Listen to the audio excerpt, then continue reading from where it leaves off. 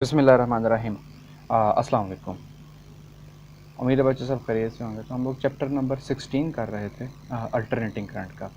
तो जो आज का टॉपिक है वो है हमारा बेटा सीरीज़ रेजोनेंस सर्किट। ये होते हैं तो असल में कहता है कि भाई सबसे पहले तो इसकी डेफिनेशन देखेंगे कि पहले सीरीज़ रेजोनेंस सर्किट होता क्या। कहता है वो सर्किट जिसके अंदर हम रजिस्टर, कैपेसिटर और इंडक्टर को क्या कर दें, सीरीज़ के अंदर जोड़ दें, किसके साथ, एक अल्टरनेटिंग वोल्टेज के साथ। तो कहता है ऐसे सर्किट को हम आरएलसी सीरीज़ या रेजोनेंट सर्किट के नाम से या सीरीज़ रेजोनेंट सर्किट कह देते हैं। ठीक है, इसमें बेटे हम कह देते हैं कि पोटेंशियल डिफरेंस जो अल्टरनेटिंग वोल्टेज का सोर्स है उसको हमने रजिस्टर, इंडक्टर और कैपेसिटर के साथ किसे सीरीज़ के अंदर जोड़ दिया हुआ।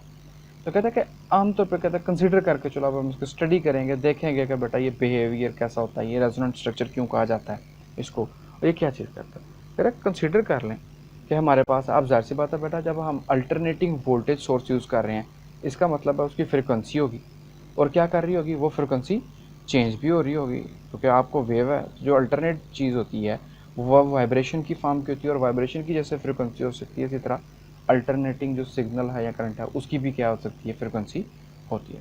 तो कहता है कि कंसिडर कर लो कि इसकी फ्रिक्वेंसी वेरी कर रही है। तो कहता है आमतौर पे हमने ये देखा है कि जो इम्पीडेंस डायग्राम अगर ड्रा करें इस पूरे सर्किट की, तो आप लोगों को ये पता है बेटे कि जो अल्टरनेटिंग करंट है वो रजिस्टर के अंदर, तो करंट और वोल्टेज दोनों क्या करते हैं, इन फेज रहते हैं, वो चेंज नहीं होते। इसलिए हम लोगों ने जो रजिस्टर है उसके ग्राफ को, जो वेक्टर डायग्राम है उसको अलॉन्ग एक्स एक्सिस ले लिया, वजह के उधर बेटा कोई भी चीज़ दोनों डेसिपेट मतलब इंक्रीज डिक्रीज नहीं करते रहते हैं, आगे पीछे नहीं होता।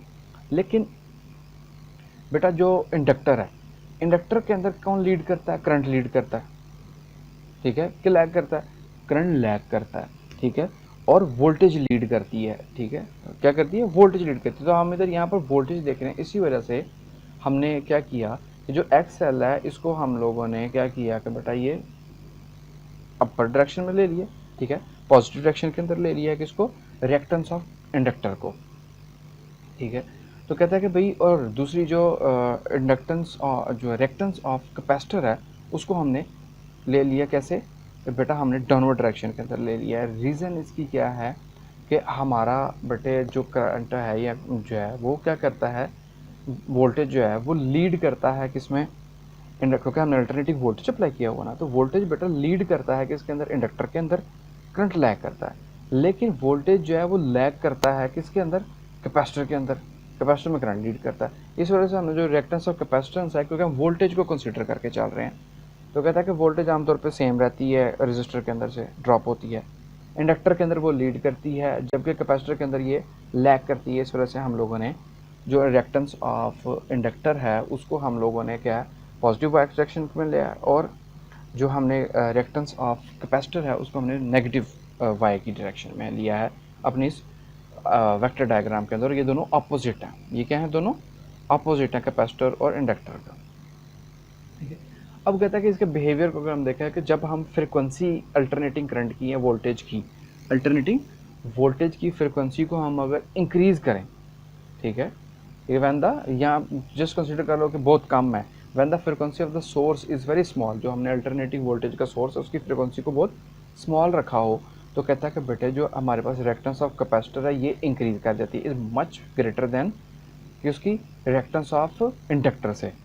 ठीक है, मतलब ये है कि बच्चे हम ये कह सकते हैं कि जो आपके पास रेजिस्टेंस है कैपेसिटर की वो कम फ्रिक्वेंसी पे इंक्रीज कर जाती है, और जो इंडक्टर की है वो क्या हो जाती है, कम हो जाती है रेजिस्टेंस। ठीक है, सो द कैपेसिटेंस डोमिनेट, तो क्या होता है कि कैपेसिटेंस की, क्योंकि बेटे आपकी रेजिस्टेंस क्या हो गई है, ज़्यादा हो गई है, तो वो क्या कहता है, वो डोमिनेट कर जाता है। So the capacitance dominates at low frequencies and circuit behaves like RC circuit. तो बेसिकली आपका सर्किट जो है लो फ्रिक्वेंसी के ऊपर, किसके ऊपर, लो फ्रिक्वेंसी के ऊपर या स्मॉल फ्रिक्वेंसीज के ऊपर आपकी जो रिएक्टेंस है कैपेसिटर की वो इंक्रीज कर जाती है, वो डोमिनेट कर जाती है लो फ्रिक्वेंसी पे। इसलिए आपका जो सर्किट है वो आरसी सर्किट है कि इंडक्टर ना होने के बराबर हो जाता है उसमें, क्योंकि इसकी वैल्यू बहुत स्मॉल हो जाती है। ठीक है, इसकी वैल्यू बड़ी स्मॉल रहती है, तो जो चीज़ कंट्रोलिंग फैक्टर जो वोल्टेज को कंट्रोल कर रहा होता है वो कैपेसिटर कंट्रोल करता है, तो ऐसे सर्किट को हम आरसी सर्किट कहते हैं। इसी तरीके से कहता है अगर हमारी यही फ्रिक्वेंसी क्या हो जाए, बहुत हाई हो जाए, तब कहता है कि जो हमारी बेटे है रिएक्टेंस ऑफ इंडक्टर वो इंक्रीज कर जाती है। तो आपका यही सर्किट जो है और कैपेसिटेंस जो है वो डिक्रीज कर जाती है। इसका मतलब है जो रिएक्टेंस ऑफ इंडक्टर है वो कंट्रोल कर रही होगी आपके पोटेंशियल डिफरेंस को। तो तब हम कह देते हैं कि जो सर्किट है हमारा वो क्या है, आरएल सर्किट बन गया। अब कहते हैं ज़रूरी तो नहीं है कि बेटा आपकी हाई हो फ्रिक्वेंसी या लो हो सकता है कि आपकी फ्रिक्वेंसी जो है वो ना हाई हो ना लो हो, इन दोनों के दरमियान में हो। ठीक है, तो कहते हैं ऐसी कंडीशन जहाँ पर इन देखो पहले किसकी ज़्यादा थी रिएक्टेंस, इंडक्टर की, और कैपेसिटर की कम थी। दूसरे में किसकी होगी बेटे ज़्यादा, कैपेसिटर की ज़्यादा होगी, इंडक्टर की क्या कम होगी। लेकिन कहता है हो सकता है कोई एक ऐसी फ्रिक्वेंसी होगी जहाँ पर इन दोनों की वैल्यूज़ क्या आ जाएँ, बराबर आ जाएँ, कि जो रिएक्टेंस ऑफ इंडक्टर है वो और रिएक्टेंस ऑफ कैपेसिटर है इसकी वैल्यू बराबर आ जाए, या ये वो रेजिस्टेंस है जहाँ पर वो फ्रिक्वेंसी जहाँ पर ये दोनों रेजिस्टेंस की वैल्यू क्या हो, सेम हो जाए। कहता है उस कंडीशन को हम रेजोनेंस कह देते हैं। क्या कह देते हैं, रेजोनेंस। ठीक है, तो बेटे वो ये कहता है कि भाई ऐसे अगर उस रेजोनेंस हो जाए, at resonance inductive reactance being equal and opposite to capacitive reactance.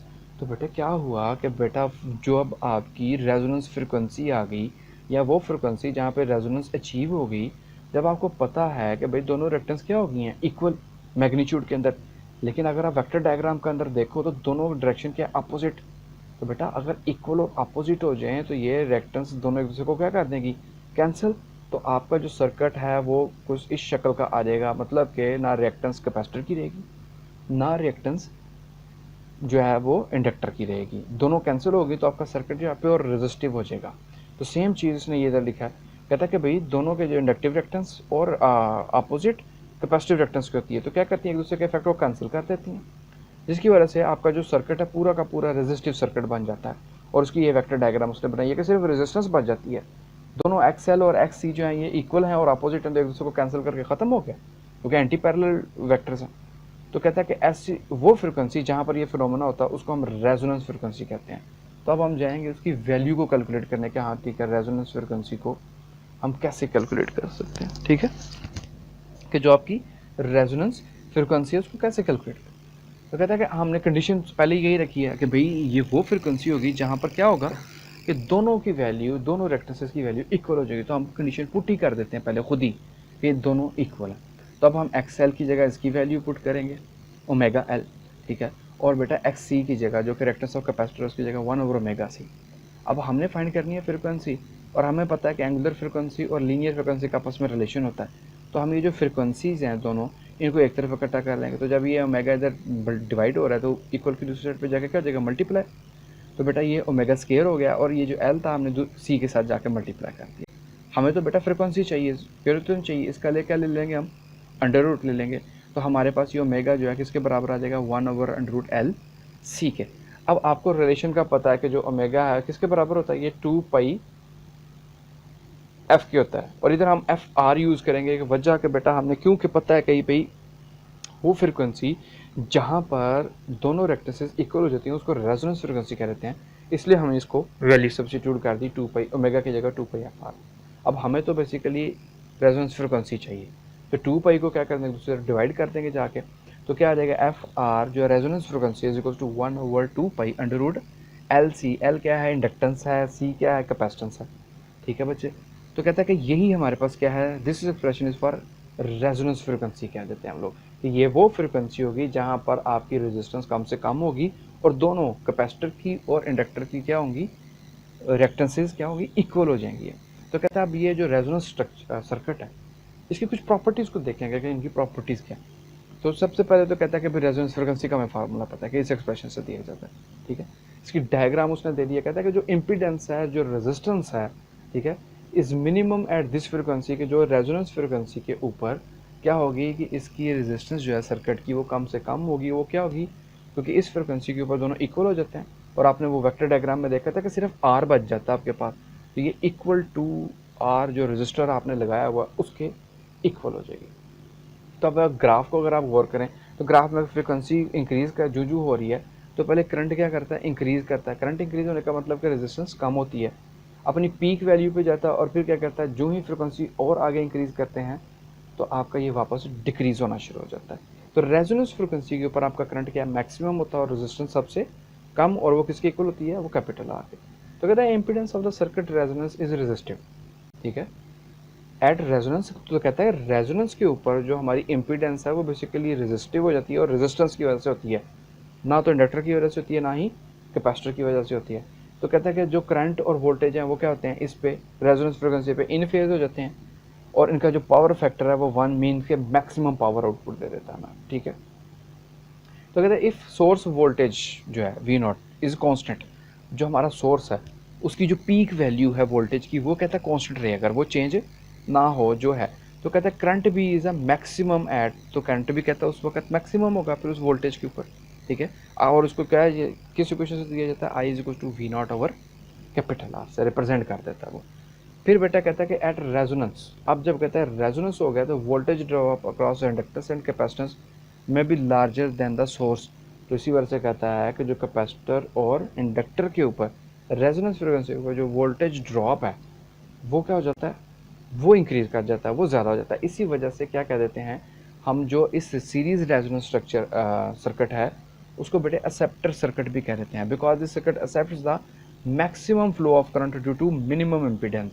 तो कहता है क्योंकि एक्सेप्टर क्यों कहते हैं, क्योंकि ये बहुत ज़्यादा जो है करंट को फ्लो करने देता है मिनिमम इम्पीडेंस के ऊपर, किस जगह पे, अपनी रेजोनेंस फ्रिक्वेंसी के ऊपर, किसके ऊपर, रेजोनेंस फ्रिक्वेंसी के ऊपर ये मैक्सिमम करंट को फ्लो करने देता है, और बहुत कम जो है इम्पीडेंस वो ऑफर करता है किसी भी सर्किट। तो ये तो बेटा था सीरीज रेजोनेंस सर्किट। नेक्स्ट हम देखेंगे अपना पैरेलल रेजोनेंस सर्किट, ठीक है। तो आपको नाम से पता चल गया होगा कि अगर हमने उधर इंडक्टर और कैपेसिटर को सीरीज में जोड़ा हुआ था तो इधर क्या होगा बेटा, हमने उसको क्या कर दिया, पैरेलल के अंदर जोड़ दिया एक दूसरे के साथ, ठीक है। वोल्टेज सोर्स के साथ कैपेसिटर को भी और इंडक्टर को भी हमने क्या किया है बेटे, जोड़ दिया है किसके साथ, वोल्टेज के साथ पैरेलल के अंदर। और ये आर आपको होगा कि सर इधर रेजिस्टेंस किधर की, तो बेटा ये जो वायर का इंडक्टर को एक साइड पे लगाया है, तो ये जो वायर का हिस्सा इतना यहाँ से लेकर यहाँ तक, तो बेटा ये भी तो कंडक्टर है। तो कंडक्टर की जो वायर हम कोई भी यूज़ करते हैं उसकी अपनी भी कुछ ना कुछ रेजिस्टेंस होती है। तो कहते हैं कंसिडर एक RLC सर्किट है, आर हमारे पास रेजिस्टेंस भी है, ठीक है, इंडक्टर भी लगाया हुआ है और कैपेसिटर भी लगाया हुआ है पैरेलल के अंदर वोल्टेज सोर्स के साथ, जिस तरह फिगर में दिया हुआ है। तो कहता है जो इंडक्टेंस कॉइल L है has a negligibly small resistance. तो कहता है ये जो स्मॉल आ रहा है उसके उसकी अपनी एक छोट बहुत कम जो है वो क्या है, रेजिस्टेंस अपनी मौजूद है, ठीक है।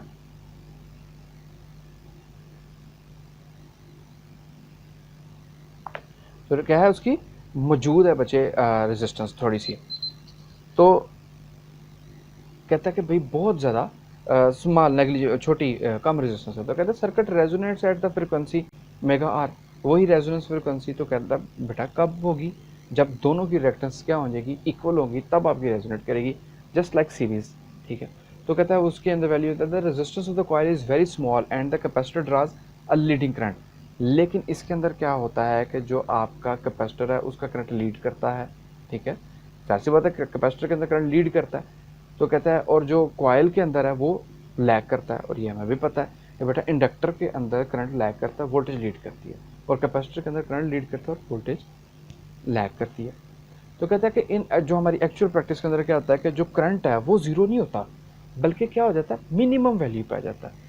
तो due to small resistance R of the coil the current flowing through R is, तो करंट की वैल्यू वही बेटा का, या ये परेशान नहीं हो जाना कि ये वी ओवर आर कैसे आ गया, ठीक है। ये समय वही आपके पास v is equal to I R है, तो ये करंट की वैल्यू है, तो करंट किसके इक्वल हो जाता है बेटा, v ओवर आर के। और ये बता रहा है कि किस जो रेजिस्टेंस स्मॉल आर है उसके अंदर से जो गुजरने वाला करंट है वो क्या होगा। तो कहता है इसका मतलब ये हो गया कि energy is needed to supply and energy is dissipated from the circuit. तो इसका मतलब है कि हमें सर्किट को एनर्जी देनी पड़ती है, और वो एनर्जी क्या होती है, ज़ाया भी होती है, किस शक्ल के अंदर, हीट की फॉर्म के अंदर वो डेसिपेट हो जाती है। तो कहते हैं प्रॉपर्टीज अब देखेंगे हम पैरेलल रेजोनेंस सर्किट की। तो इसका ग्राफ जो है आपका देखो वही शेप है, लेकिन क्या है बेटा, ये अपोजिट है। ये क्या है, अपोजिट है किसके, सीरीज के डायग्राम से फ्रिक्वेंसी के साथ। तो कहता है कि पहले करंट बेसिकली मैक्सिमम था, जो ही रेजोनेंस फ्रिक्वेंसी पे आएगा किसमें, पैरेलल के अंदर, तो आपका बेटे करंट क्या हो जाएगा, मिनिमम हो जाएगा, और रेजिस्टेंस आपकी हाईएस्ट हो जाएगी। तो कहता है at the resonance frequency the circuit impedance is maximum. तो जो इम्पीडेंस है वो मैक्सिमम होती है, तो करंट बेटा क्या हो जाएगा, मिनिमम हो जाएगा, और it is resistive and it's value is L/CR, ठीक है। मतलब ये है कि बेटा रेजिस्टिव है, इसमें पावर क्या होती है, ज़ाया भी होती है इन टर्म्स ऑफ क्या है, हीट की शक्ल में। तो कहते हैं रेजोनेंस करंट इज़ मिनिमम। और रेजोनेंस फ्रिक्वेंसी के ऊपर क्या होता है कि करंट आपका मिनिमम होता है, इसका मतलब ये हो गया कि आपका रेजिस्टेंस मैक्सिमम हो जाती है। So it is in phase with applied voltage. ठीक है, तो कहता है कि जब बेटा करंट रेजिस्टेंस ज़्यादा हो गया तो कहता है कि पावर फैक्टर इधर भी वन ही रहेगा। ठीक है, ये पावर फैक्टर नहीं चेंज हो रहा, ये इन फेज है। करंट अगर कम हो रहा है तो बेटा यहाँ पर वोल्टेज भी क्या हो जाएगा, कम हो जाएगा सेम फेज के अंदर। तो at the resonance the branch currents जो आपके पास बेटा इंडक्टर के थ्रू करंट है और जो कैपेसिटर के अंदर से आपका करंट पास कर रहा है may be larger than source. क्या कहता है ये सोर्स से ज़्यादा हो जाएंगे। अगर आपको याद हो पीछे में कहता है सोर्स से, तो सोर्स से ये ज़्यादा हो जाएंगे। तो कहता है इसलिए एलसी पैरेलल सर्किट को हम क्या कहते हैं, रिजेक्टर सर्किट भी कह लेते हैं, टैंक सर्किट या ऑस्किलेटर भी कह देते हैं। ठीक है, तो ये बात याद रखिएगा कि जो बेटा सीरीज रेजोनेंस स्ट्रक्चर था उसमें हम लोगों ने एक्सेप्टर कहा था, और जो पैरेलल रेजोनेंस सर्किट से ये हमारे क्या है, रिजेक्टर है। रीज़न ये बेटा जो हमारे इसमें है सोर्स से ज़्यादा करंट हो जाता है, जिसकी वजह से क्या होता है कि ये रिजेक्ट करता है और को फ्लो नहीं करने देता, तो आपकी रेजोनेंस फ्रिक्वेंसी के ऊपर रेजिस्टेंस मैक्सिमम हो जाती है, इस वजह से उसको हम रिजेक्टर सर्किट कह देते हैं। तो बेटा ये था आज का लेक्चर। नेक्स्ट इंशाल्लाह फिर हम लोग इलेक्ट्रोमैग्नेटिक वेव्स और अपना 3 फेज़ पावर सप्लाई को देखते हैं। ओके बस, अल्लाह हाफिज़।